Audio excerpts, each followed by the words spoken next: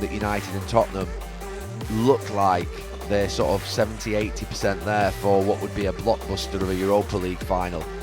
That would be, a 60-70 million pounds game for both of those clubs who are toiling at this moment in time. Probably in the league. the most consequential final of that competition there's ever been, given the size of the clubs and what it will mean to the winner. Well, for English clubs certainly, because you're right, because ultimately you would expect them to be higher up in the league, but the reality of it is at this moment in time we could end up with 6 teams in the Champions League. And you're right, because of what's happened with PSR and the financial stuff in the last few years, where so many teams, big clubs, United, Villa, Newcastle, they're all on the edge, aren't they, of sort of breaking the rules and overspending, and it really does hamper them and harm them when they don't get in the Champions League. It's a massive consequence.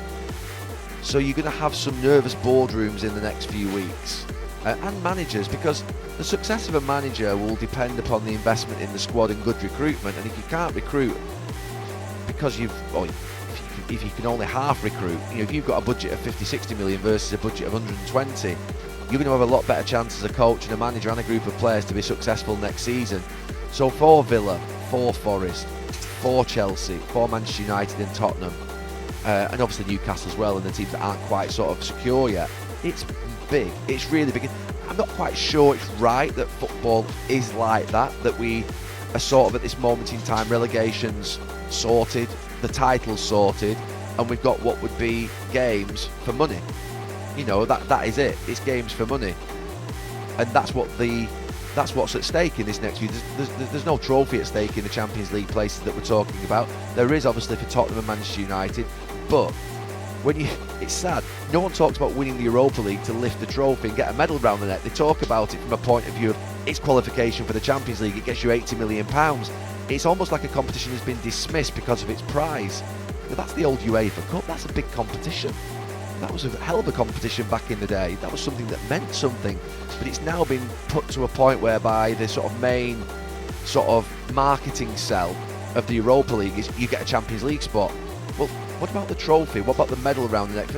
I did say probably a few months ago that if Manchester United were to win the Europa League, that I would want Tottenham to win a trophy. I enjoyed Newcastle winning a trophy at Wembley against Liverpool, but I obviously want Manchester United to win desperately.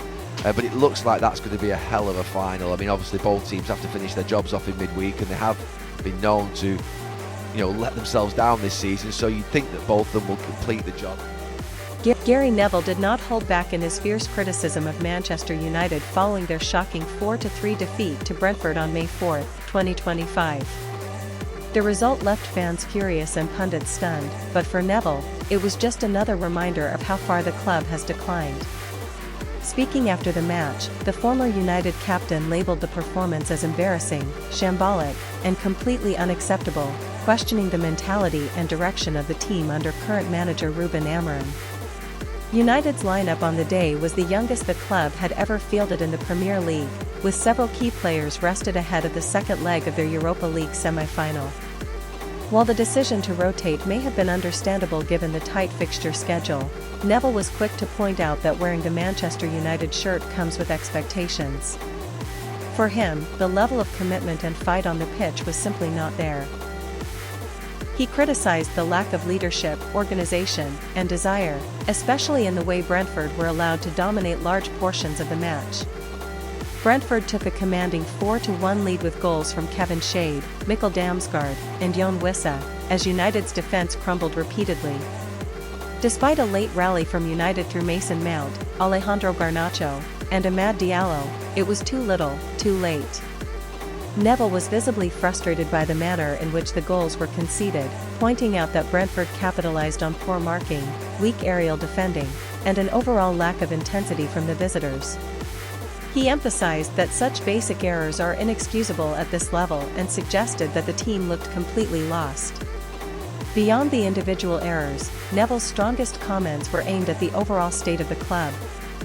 He expressed concern that the defeat to Brentford was not a one-off but part of a much deeper problem.